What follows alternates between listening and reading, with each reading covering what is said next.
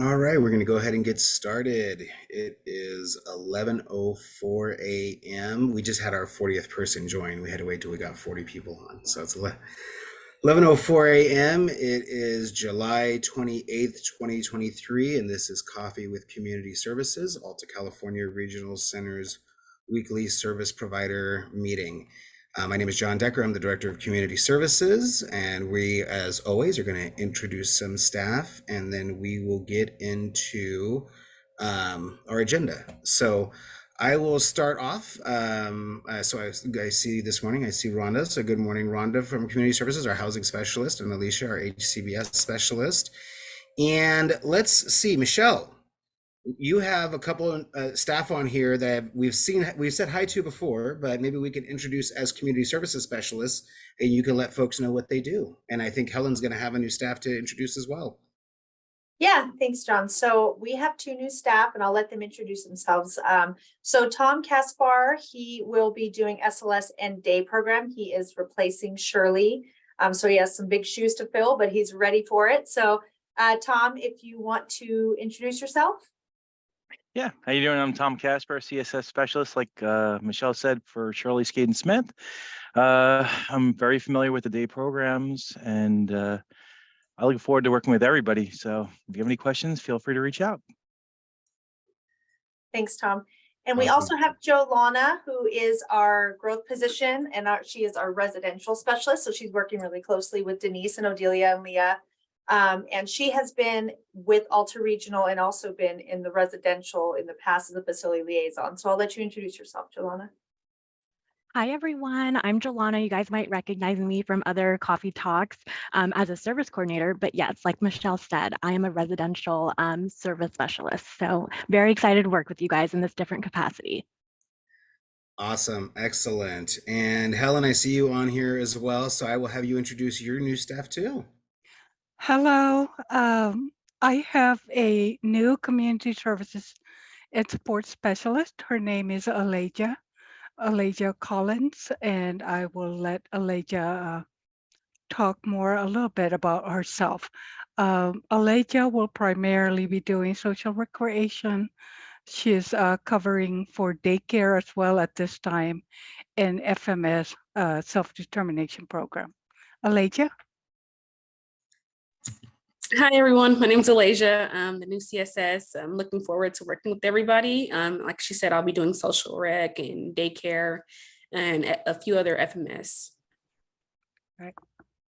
Excellent. Thank you very much for doing those introductions. Let me keep going through the list of folks here. So from quality assurance in our department, Scott Barr is on. Our specialized services and supports manager, Jordan Eller, who's already on her fourth or fifth meeting of the day.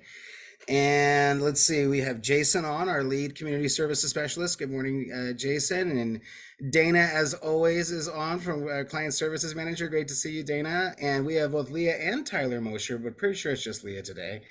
And let's see, we've got Tracy, Associate Client Services Director. Good morning, Tracy. And Beverly from our Community Services Department. Good morning, Beverly. And Client Services Manager, Kanisha, as well. Good morning, Kanisha. And let's see, we've got Adriana from our Community Services Department, and you heard from Helen and Michelle already. Jennifer Bloom, our Director of Client Services, on. Jennifer, I'm going to ask two things real quick. If I can get you to give an update on the ICC, that because not everyone got to hear, and I did not do a good job describing what an ICC is last time we talked about it, because I've never been to one. So I'm going to call on you for that in just a moment here, if you don't mind. Not at all. And let's see, who else do we have on here? Going to my second page, I got client services manager. I see Cindy on here as well. Good morning, Cindy. And I see the David Lopez, our favorite longtime client advocate that's a member of our executive management team as well. And I hope we can get another update about one of our other client advocates. We had a couple cool things go on. We have one client advocate that I believe is over at UC Davis doing a presentation or part of a panel, and I've got a picture to share of that. And then David or Jordan, or I don't see Camelia on here, or Amy for clinical, but we had a great presentation this week from our client advocates on clients' rights in high-level care homes. And so maybe we can just share briefly about that, David, as well. And I loved what David talked about in there. It's nice to talk to you guys when you're not in trouble about things. It's nice to talk about clients' rights when we're not being sent out on some quality assurance reason with service providers. So it is good to build those relationships. So David, we'll ask you to talk a little bit about that later too, if you're available. And good morning, Dan, as well. I think we'll be sharing pictures maybe in a moment here, Dan, of Sarah going into her unit. We were able to show those last night to our board. And actually, Dan, are you able to share your screen later if I ask you to pull up those pictures? Give me a thumbs up. Yes, I can. Yeah. Yep. Right on. All right, I'll call on you for that as well. Okay, so getting into our agenda, we promised that we would give you an update on the trailer bill that you can actually look at and be able to take home and look at the summary. So ARCA has finally put out their version of the summary that has all of the corrected links. So we're going to go over that. We had an SLS vendor forum. We can talk briefly about that. We don't have REMA today, so we won't be doing our Deaf Culture 101 or our sign of the week, but we'll rejoin with that, I'm sure, next week. We can get an update from Dan on Mirasol Village, and we will share some pictures of our lease-up activities there. And then I'll call on, I think, Jennifer Bloom early on and David Lopez to give some updates. And then we'll talk about residential growth a little bit, some of the reasons why Jolana's in her position right now, and why you're starting to see, in general, maybe more staff in our community services department too. So I will actually throw it to Jennifer first, if you would not mind sharing what the ICC is. And I thought you did a great job last night. So if we could share with a wider audience here. Yeah. I'm happy to. Good morning, everybody. So the ICC stands for Interagency Coordinating Council, and it's held twice a year. And this past week, on last Thursday and Friday, Alta California Regional Center hosted the ICC on early intervention. And the ICC on early intervention is comprised of early start professionals, which could be educators, vendors, parents, DDS, Regional Center, and it's a public meeting. There are members of the ICC Council, so it's composed of actual members, and then the meetings are open to the public. So last Thursday and Friday, we hosted here at Alta. It was a very successful meeting. We had over 45 individuals in person and over 60 virtually. And it was really a time just to talk about best practices in early start, the focus or the theme this time. There's always a theme. This theme was family outcomes. So really looking at the way that our services affect the outcomes of families. So maybe ways that families feel empowered to access services or to advocate for their young children. There's different topics that we discuss, like the importance of Medi-Cal for little ones and getting on that Medicaid waiver and how those benefits can be available and afforded to children in early start, and just really talking about telehealth versus in-person services. And we have breakout groups, and it was just a really successful meeting. I shared last evening at our board meeting that it was so successful that I suspect that DDS is going to ask us to host it again in October, which of course we'll be happy to do. So thank you, John.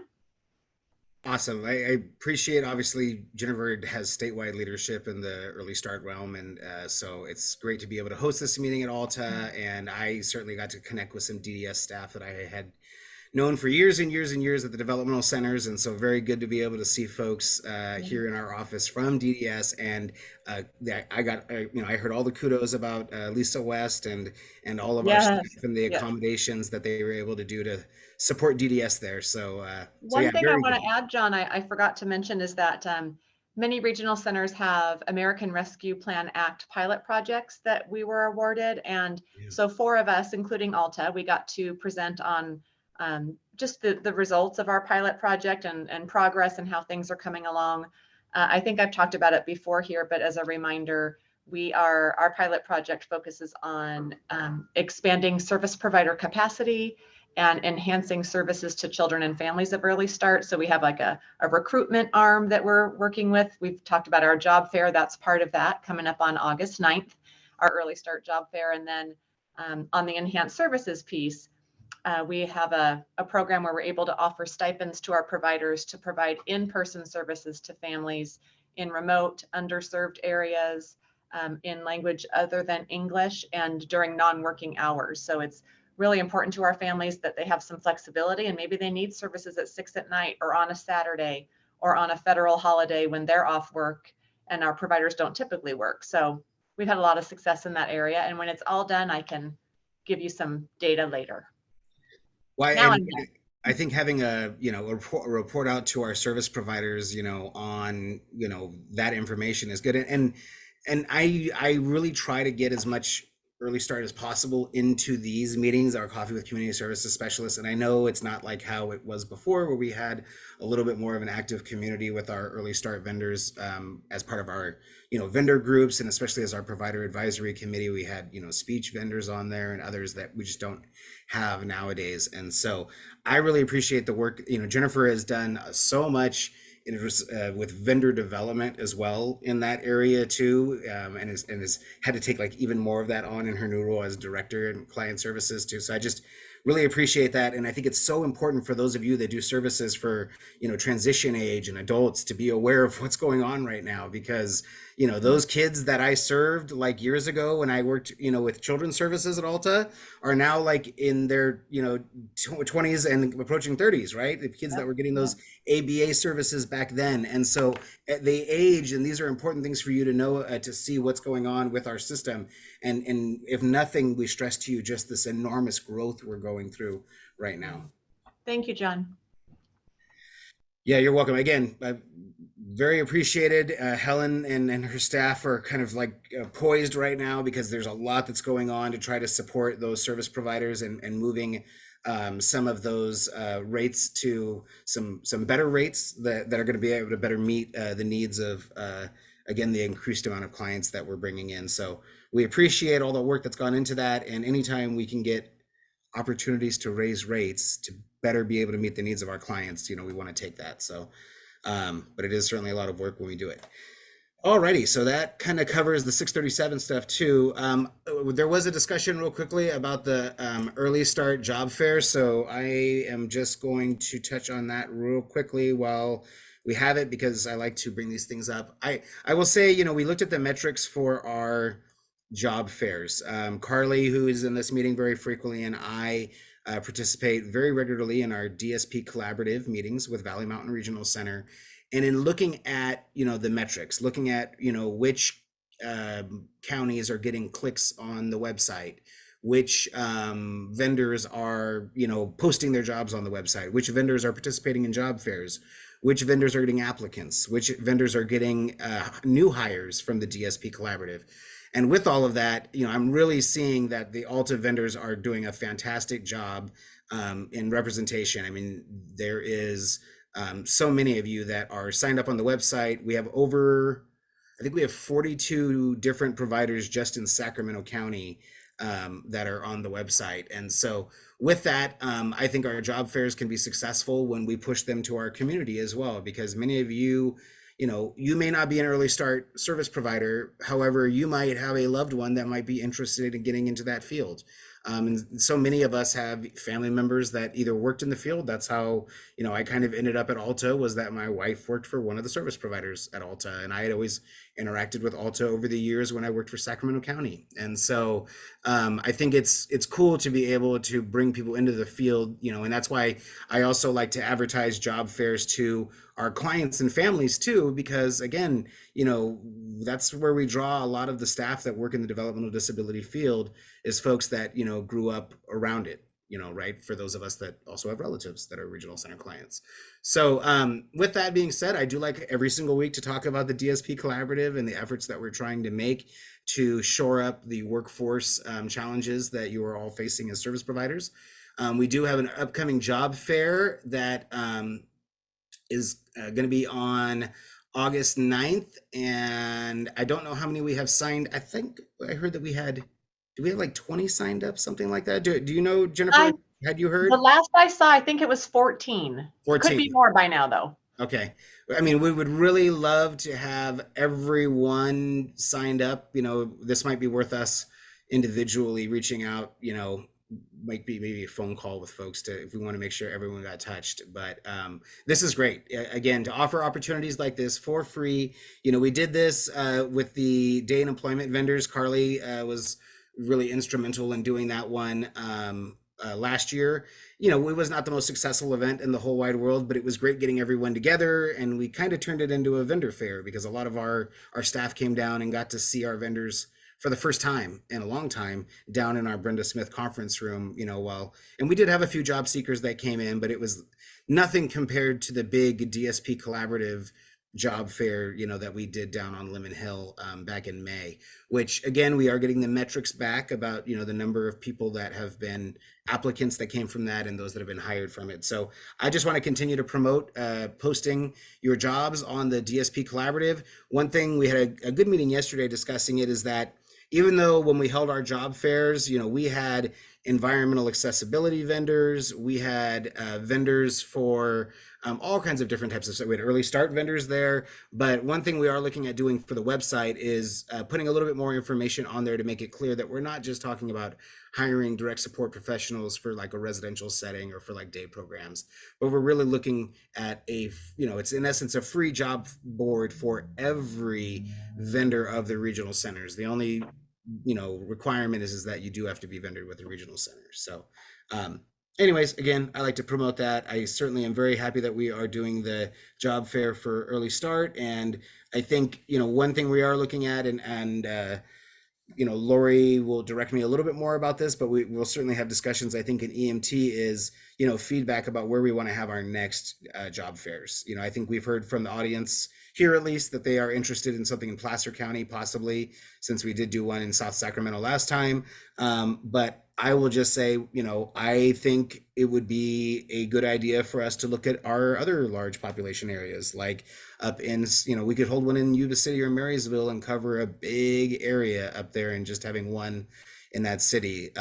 But, you know, we've got a population base in Woodland and Davis and as well.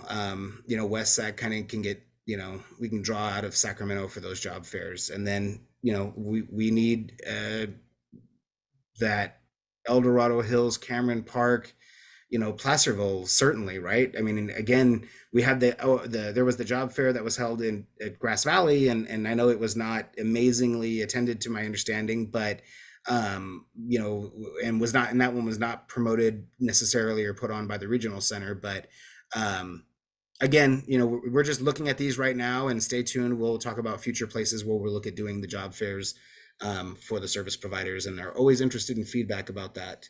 We definitely want to look at trying to partner again, like we did last time, where we hold it on a site where there is, you know, we had those ROP classes that were going there, so people came right out of the classes and went right into the job fair, and that's how we ended up having so many people that came in. So for those of you that got the survey and have not filled it out yet about your success at the job fair or at the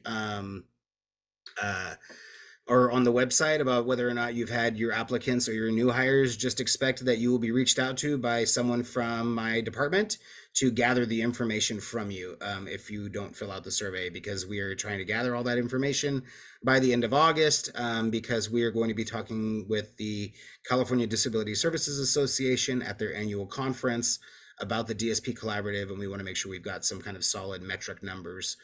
It's already looking good, you know, as far as participation, and we're starting to see we've got people that have gotten hired because of the collaborative. We know that already because of the metrics that we have. We just don't know how many, so we need to gather a little bit more of that information. All right, I would like to right on, Julie. Thank you. Yeah, I was just up there in Woodland at a town hall with Veronica Hallren and with some of Jennifer's folks, and I see Jennifer Hatfield on here this morning too. Good morning, Jennifer.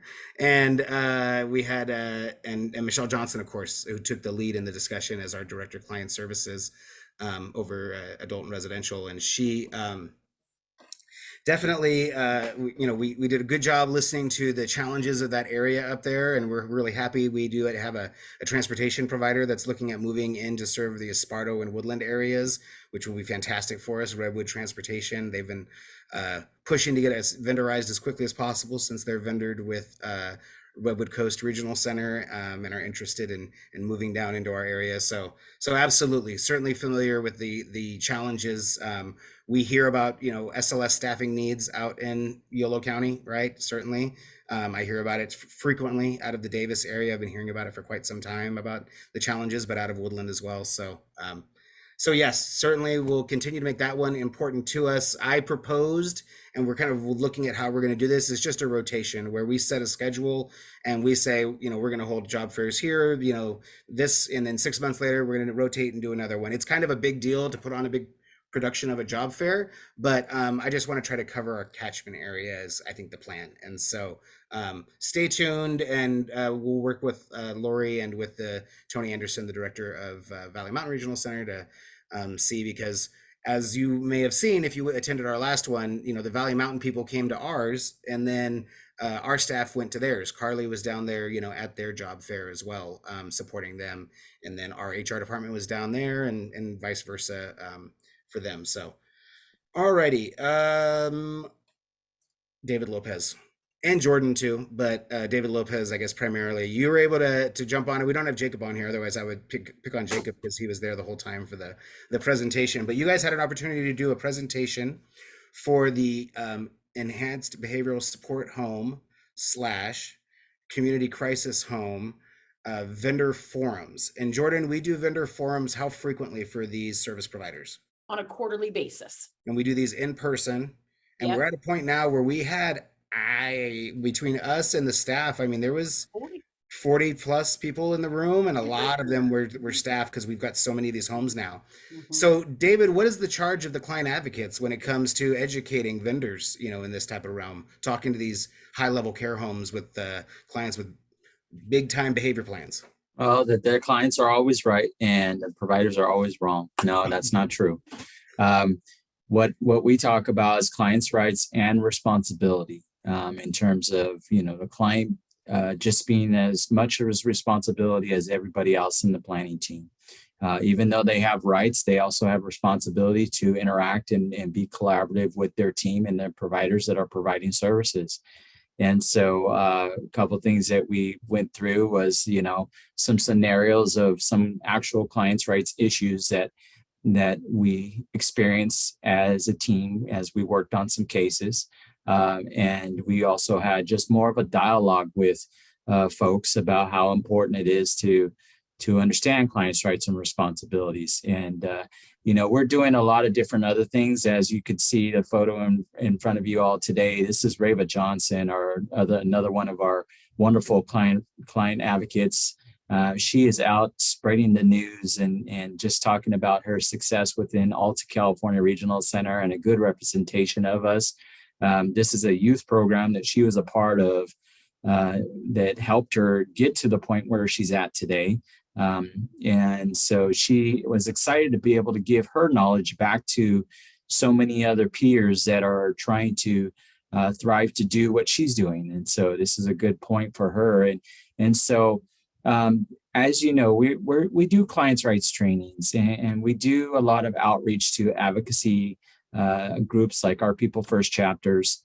And, we typically get called out to do clients' rights trainings whenever CSS or service coordinators go out and investigate, an issue related to one of our providers. And then we're getting called to do clients' rights training. And we really don't want to be in that kind of an avenue. We want to be able to have collaboration and partnership to be able to have an ongoing communication, an ongoing relationship with providers so that we can go out and do clients' rights training with staff, with some of your direct staff and some other things as well. We want to have that interaction so that there could be those preventative measures in place where, you don't have to worry about us coming because somebody got written up on a client's rights violation.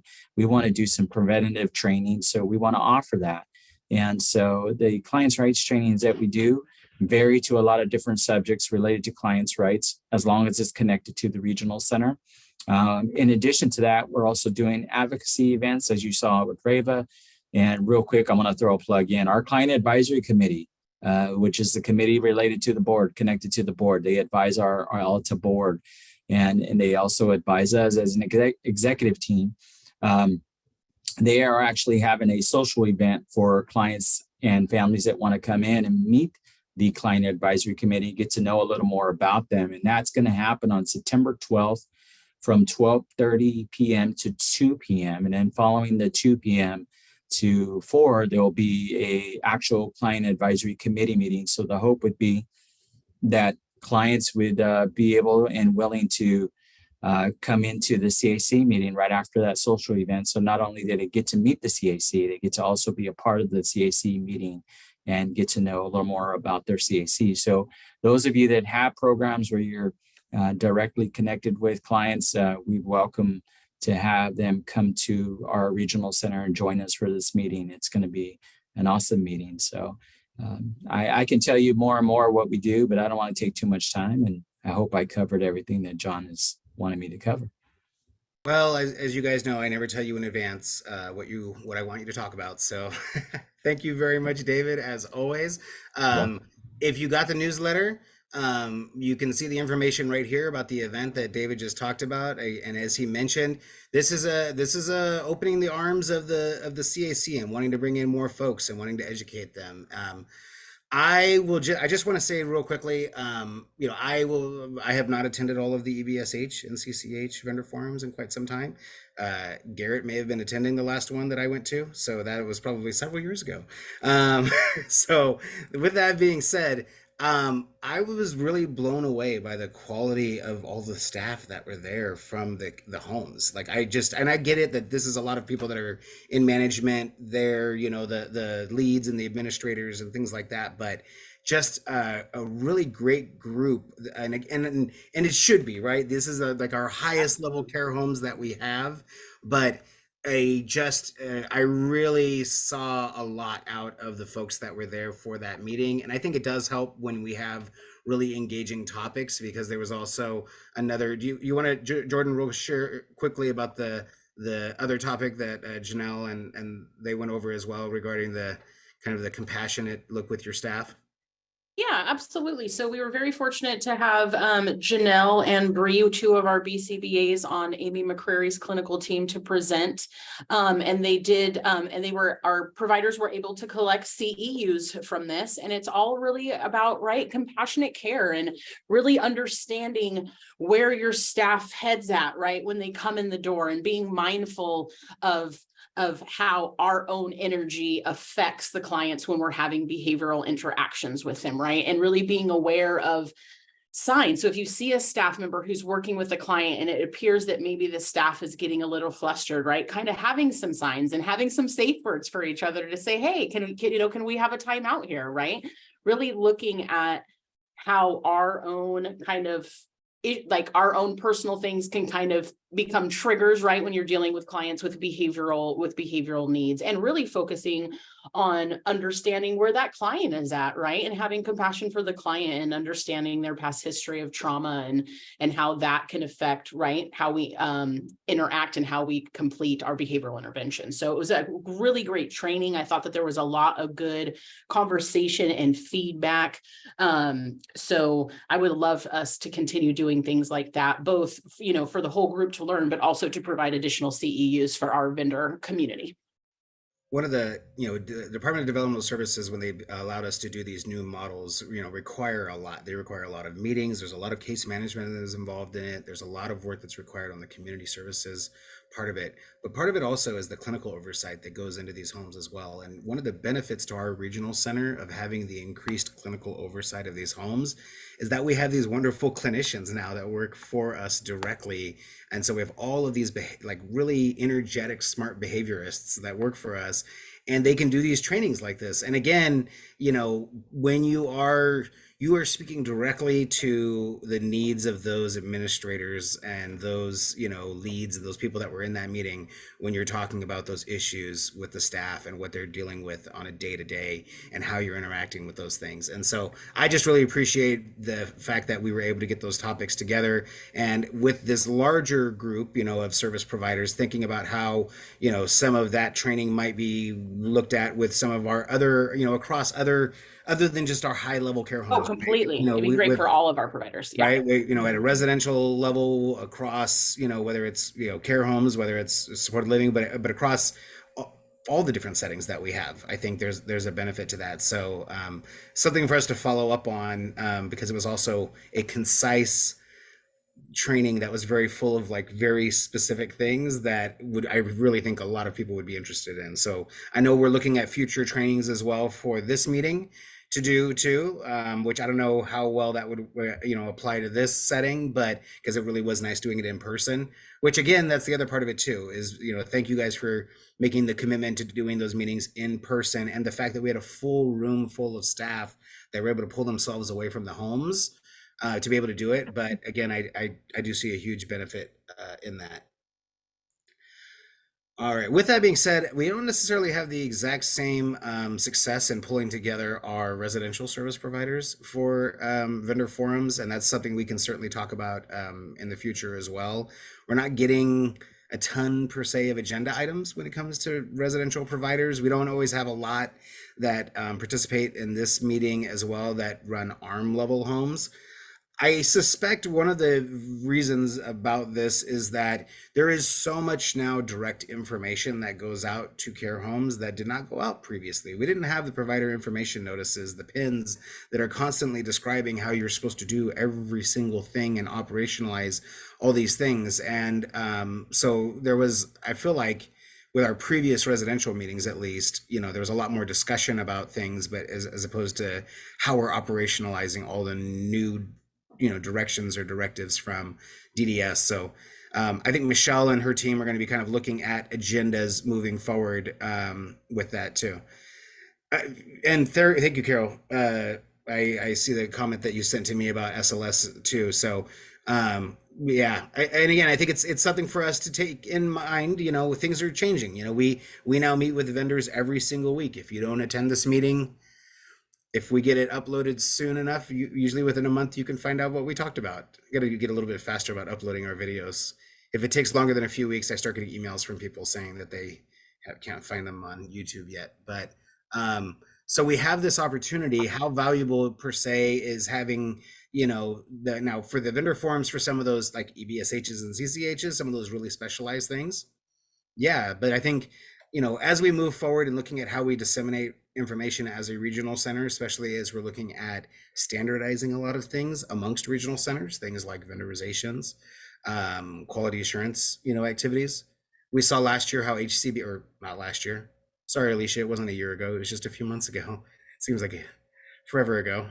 But for HCBS, we saw how the state looked at trying to operationalize and standardize HCBS responses amongst 21 regional centers in like 3 months, like, you know, and so as those things happen, I think there's going to be a lot of communication that we need to have with you. But I think this format where we are, you know, talking about things, new directives that come out, you know, almost as soon as they are coming out, and providing as much written information as we can to you is probably going to be more effective as far as general update type stuff than doing our vendor forums. But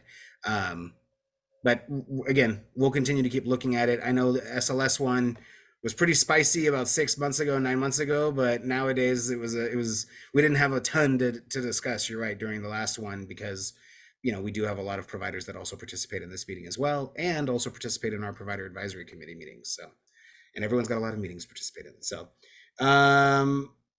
but, you know, continue to reach out to the managers if you have, you know, issues or questions. Reach out to your specialists about the vendor forums.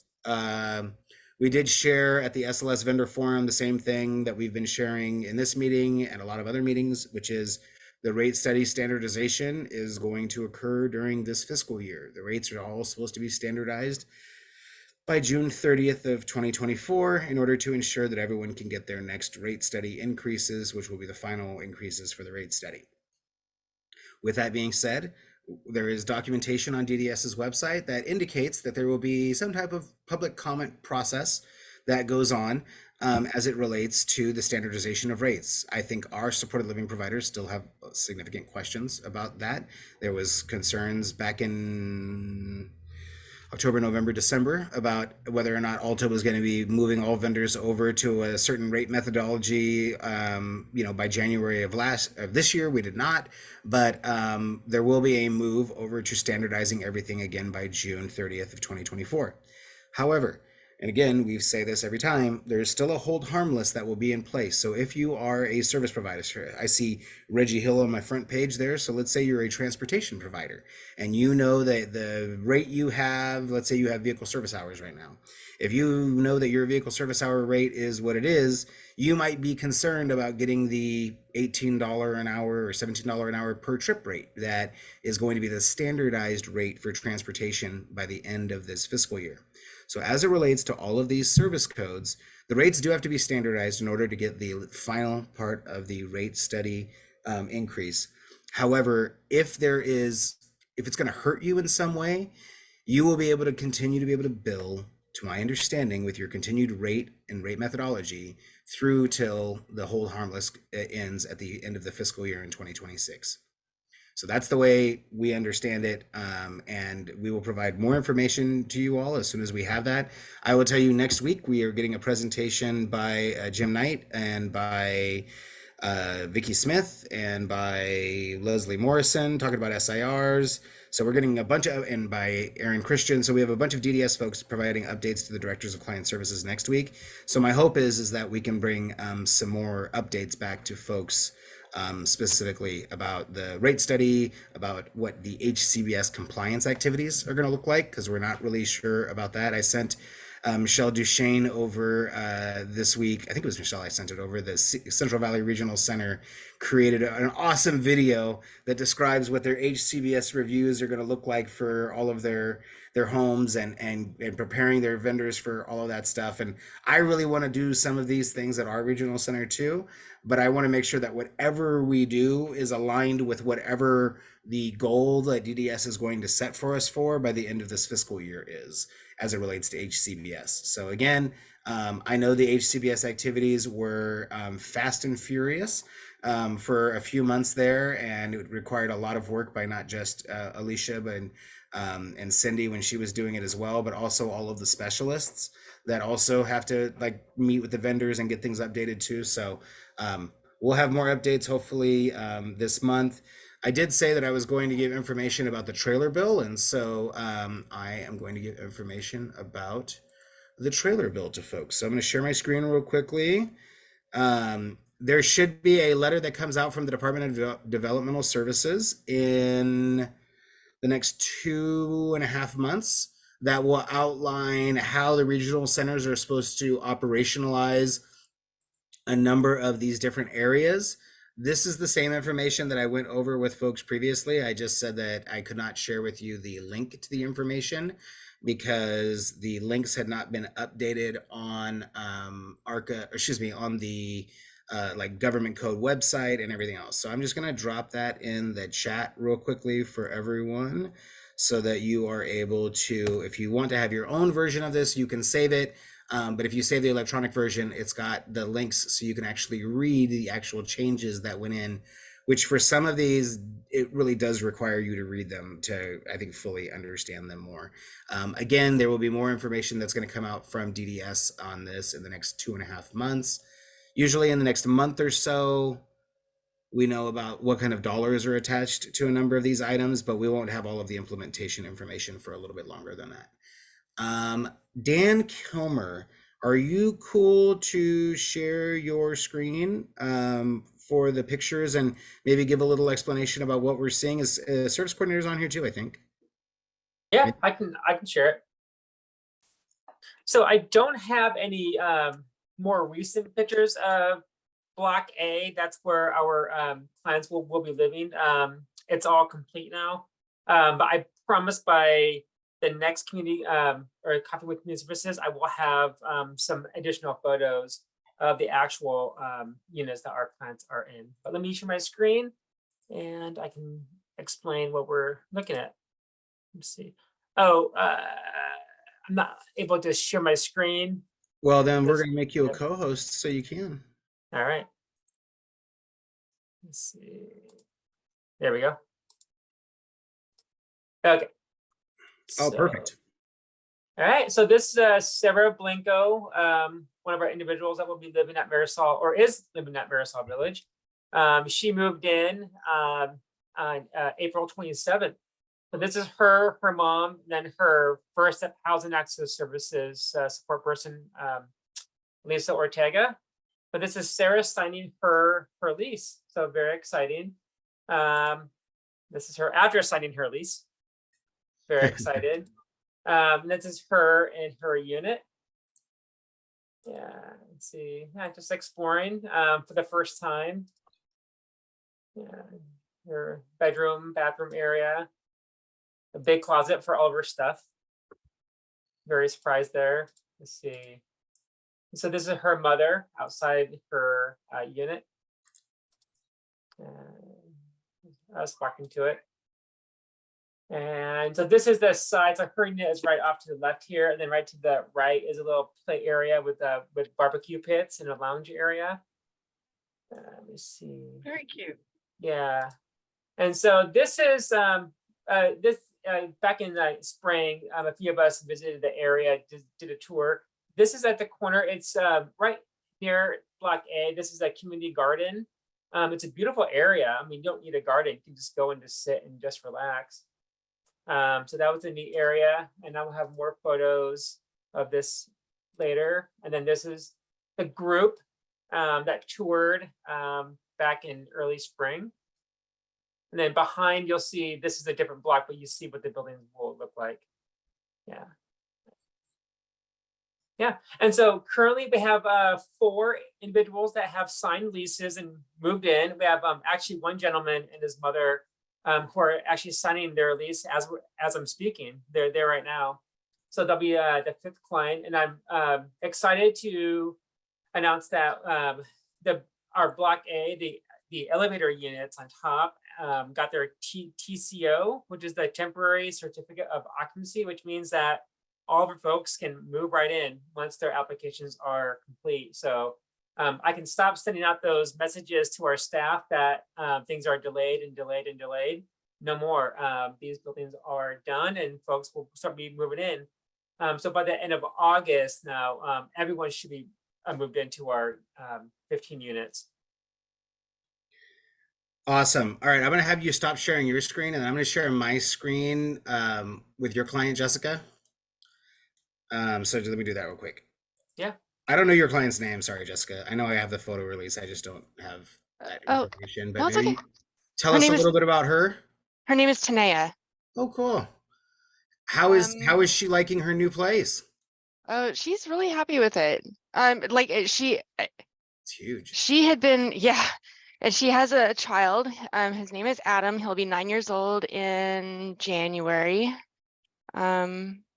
So it's nice because she lives really close to one of those playgrounds.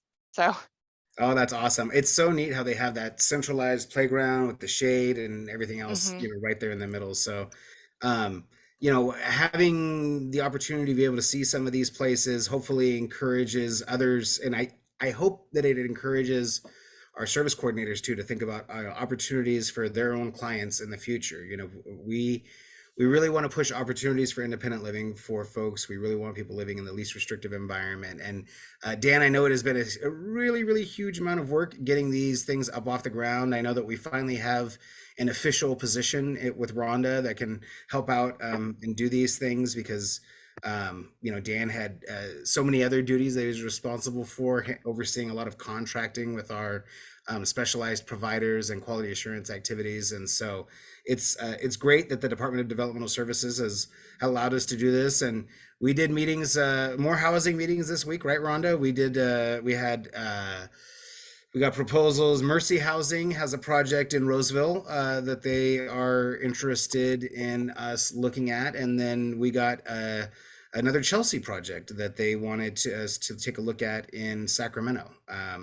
And again, you guys know these projects, they take years and years and years to get up off the ground, and we have to do a lot of these meetings in order for it to happen. But the end result is, after quite some time, right, Dan, we finally get to have people move into these units. And the last part, I don't know if it's been the hardest, but it might have been the hardest, is these lease up activities, the construction delays. And what Dan's talking about is no joke. They can't use the project-based vouchers in those units until they get that sign off that Dan's talking about, which means that it's not affordable housing at that point. And so because they have to have that. And so the delays have been really tough. It's been very stressful on the planning teams. I think it's very stressful on Dan trying to arrange housing for people in the interim. And so, but certainly very happy when I'm hearing about the outcomes of people getting into their apartments. And the way these apartments work is that these projects, they all have project-based vouchers, which means our clients can use their housing choice voucher that they can't use anywhere else because there's no vacancies in Section 8 housing, but they can take that Section 8 voucher or housing choice voucher, they can take it over to Mirasol Village, and they can live in that unit for 55 years. So, I mean, that's a younger person that we just heard about on Jessica's caseload. That's a person who's got a young child who has an opportunity to live in affordable housing as a regional center client in our set aside unit for her adult life, and be able to, you know, have her family there in like a beautiful apartment complex. When the Department of Developmental Services featured Mirasol Village, you know, last month at the community development meeting, and they showed pictures of it. I mean, it doesn't look like that old housing project that used to be there before, if folks used to remember what it looked like in Sacramento driving down Richards Boulevard. And so, you know, it looks just like any other market rate housing that anyone else would live in, and condos would live in, and you're not singled out like you're living in affordable housing. And so, but it has design features, you saw it in this unit too, that will also accommodate you to be able to live in place. So these units, you know, if you need to have, you know, you end up having ambulation issues, you know, these are units that have space within them. They have space to allow people to come in and provide supports that you might not get, you know, in a little studio apartment. So anyways, I'm really proud of all the work that you guys have been doing on this. Dan is trying to pass this mantle on to Rhonda to really work on, especially when we look at the lease up activities and some of these other things. And then Rhonda's been working and as with myself, and we've been meeting and talking about the assistive technology pilot for the Department of Developmental Services too. We'll be discussing that more with you in the future, I think, as that project shapes up and our timelines and things get going. All right. I wanted to ask, well, not ask, but I wanted to, I mentioned Michelle before that, you know, we brought Jolana on, and one of the reasons why we did, we planned on it a few months ago, but this month it really kind of came into focus. So can you kind of explain what's going on as far as vendorizations and what we're seeing as far as, I know you and Jordan and Helen are very busy doing 024 processing constantly for reimbursements for social recreation, but what else is kind of going on as far as new vendorization requests? Yeah, John, sorry, my mute wasn't working. We're happy to have Jolana on, and Denise and Odelia and Leah have been working really hard. Isabella is on leave right now. So we have received in just this month alone a very large influx of LOIs for residential. I believe right now we're on the 28th and we have 31 LOIs that we are working on. So that I haven't seen that since I've been here within the last year, and it's steadily increasing. So I'm glad Jolana was ready to hit the ground running, and hopefully we can get these processed pretty quickly, but I don't see it slowing down anytime soon. I think care home operators would let you know that it typically is not like a snap of the fingers to get vendored as a residential care home with the regional center either. So multiplying that by 31 new applicants that we've received in the 28 days so far in the month of July. Again, it is hugely impactful on our department to go through, because when you apply for vendorization, many of you are aware of this, and if you're a regional center staff, I hope that you are aware of this as well, is that if someone meets the qualifications that are outlined in Title 17 and in the Lanterman Act, and any other things that are referenced in Business and Professionals Code or Government Code, if they meet those requirements, we're required to vendor someone, whether we need the service or not for our clients. If someone meets the vendorization, requirements that are outlined, then we are required to vendor them. And so we can't choose to not work with an applicant for some reason. We have to, look at those applications. We have to see whether or not people meet those qualifications. And when we're doing residential, we have to work through a lengthy process that involves, working with licensing as well. And, depending on the type of facility, can be challenging when we have, and a lot of these, I'm going to assume, Michelle, probably came in as level 4 requests. And I would assume probably at least half of them came in as 4I requests, which again, we have a huge growing population of clients. We absolutely need, more residential capacity. We need all kinds of different capacity to be able to do things. It's just ensuring that we as a regional center can process this, and we get it. Not a lot of people applied for vendorization, new vendors during COVID. People kind of waited and saw what was going on. But now I think as well, because we have a lot of homes that are not being sold because of interest rates, there's a housing, surplus, I think, for some of our applicants. And so they're wanting to turn things into care homes. Again, it's great.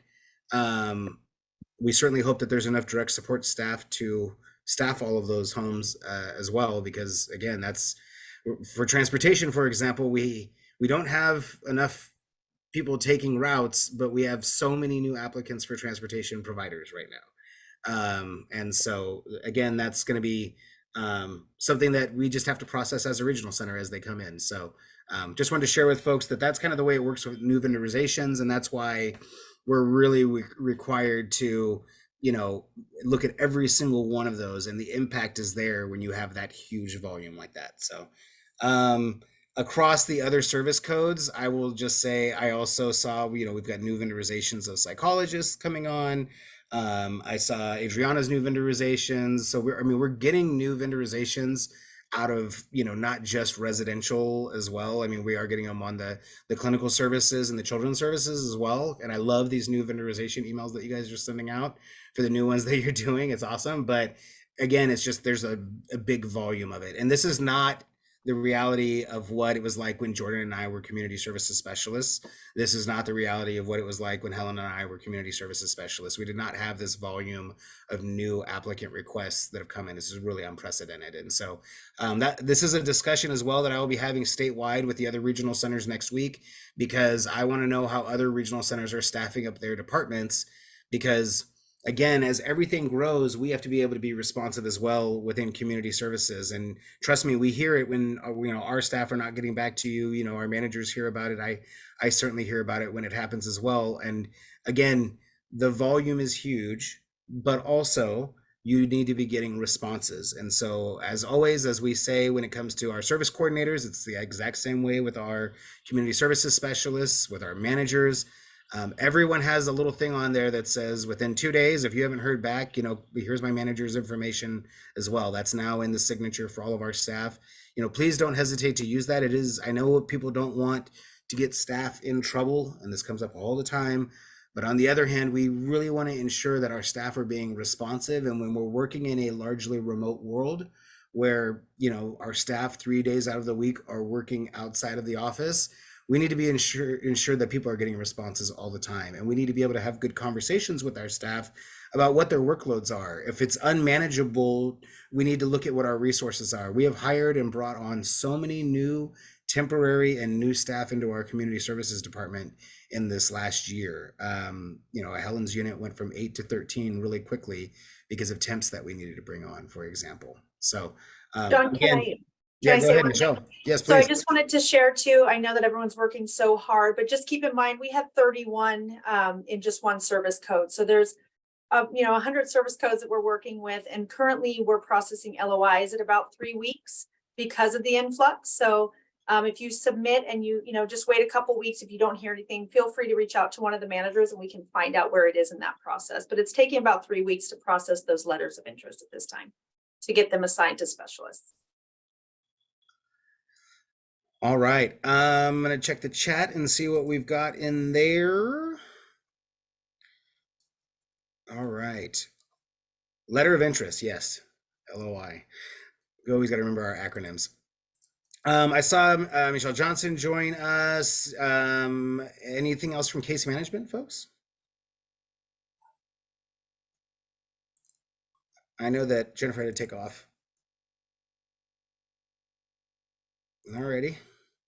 Well, in that case, if we've got nothing else further, I hope everyone has a fantastic weekend, and we will look forward to talking to folks next week. And please reach out to your community services specialist if you need anything, as always. And thank you for participating today. Take care.